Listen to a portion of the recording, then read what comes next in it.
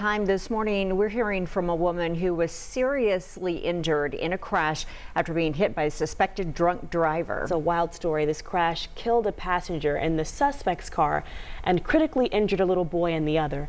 Matthew Foltz joins us now with more on how the woman is doing in this car and just more info on this crash and the injuries. Good morning. Yeah, good morning to you both. 25-year-old Keyonna Hall says she's just thankful to be alive this morning. She's recovering at Eskenazi Hospital right now, and she was actually pregnant at the time of the crash and had to have an emergency C-section later that day in order to save her baby's life. And we're happy to report this morning that both are doing okay.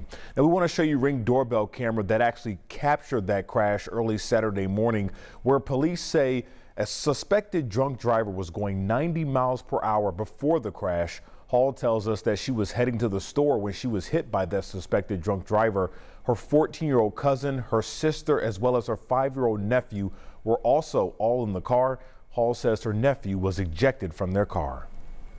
My sister was screaming she couldn't find him, and I thought my cousin was dead because I was looking at him. When I climbed over him, he wasn't moving. And when I got out the car, I had started to slap his face to kind of wake him up. And once he started moving, that made me feel a lot better.